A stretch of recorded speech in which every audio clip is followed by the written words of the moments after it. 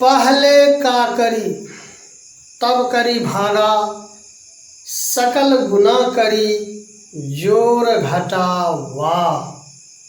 Hi everybody, आज फिर से एक नए ट्रिक के साथ हम आए हैं गणितीय हलवा में। गणितीय हलवा के अंतर्गत यह देसी तरीका जो आप गणित में अपनाते हैं, छोटे छोटे ट्रिक, उसी को हम देसी वर्जन में लाए हुए हैं।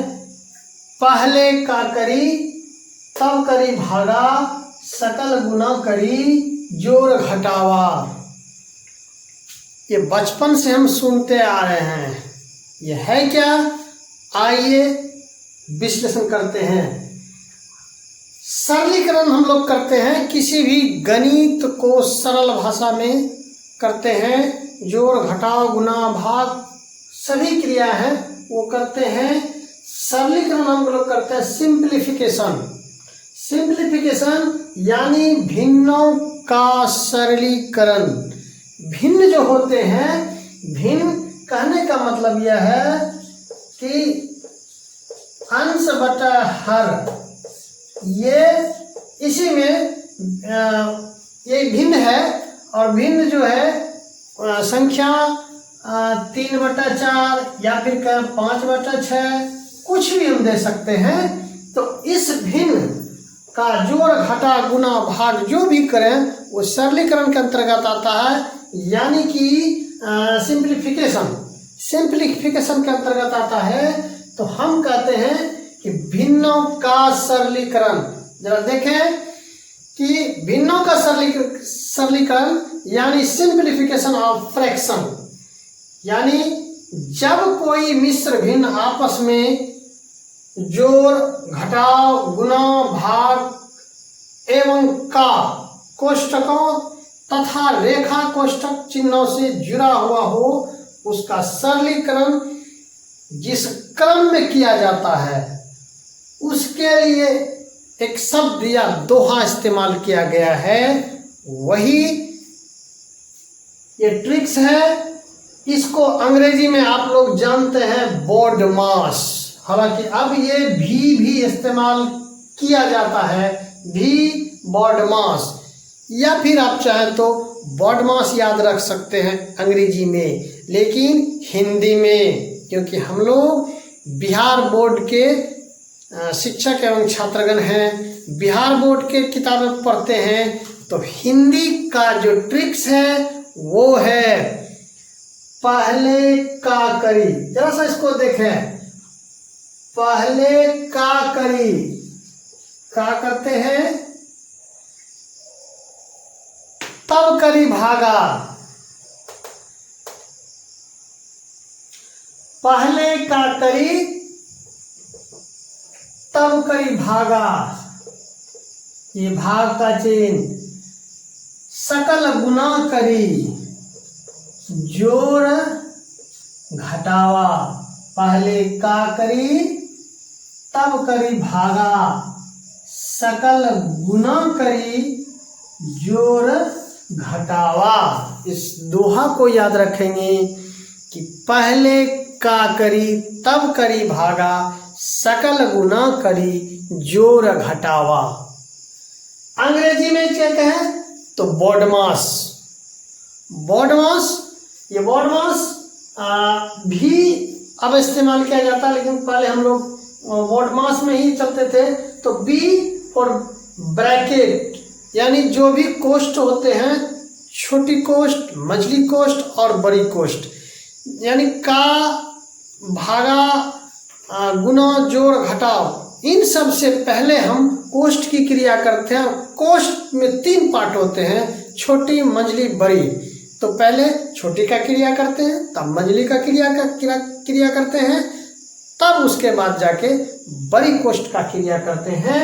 तो वही B फॉर ब्रैकेट यानी कोष्ठ, ये O फॉर ऑफ मतलब का हो गया, और D डिवीजन यानी भाग का हो गया, M मल्टीप्लिकेशन यानी ये गुना हो गया, और एडिशन जोड़, और सब्सट्रैक्शन यानी कि घटाव।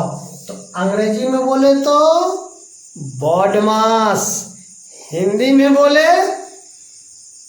पहले का करी तब करी भागा, सकल गुना करी जोर घटावा। और पूर्ण करने के लिए, पूर्णपन करने के लिए, पढ़ने के लिए, समझने के लिए हिंदी में हम बोल सकते हैं छोटी मंजली तब बड़ी, पहले का करी तब करी भागा, सकल गुना करी जोर घटावा।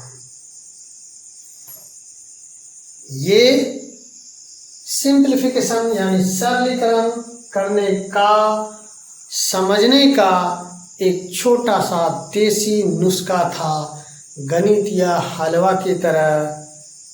एक बात याद आती है हमें कि ट्रिक्स बार बार क्यों इस्तेमाल होते हैं। हम जब बचपन में क ख की शुरुआत किए थे, स्लेट उस समय पट्टी बोला जाता, अभी भी बोला जाता है, लेकिन बच्चे लोग अब तो चाहे नर्सरी हो, केजी हो, 1 क्लास हो, कॉपी कलम लेके ही विद्यालय आते हैं, उसी पर सीधे आ गए हैं। लेकिन बचपन में हम लोग को स्लेट या पट्टी बोला जाता था और काफ़ी मोटी हुआ करती थी, मोटी पट्टी हुआ करती थी और उसमें लिखना पड़ता था। और जब लिखते थे चौक से, पेंसिल से, और उसको मिटाने के लिए आप देखे होंगे जो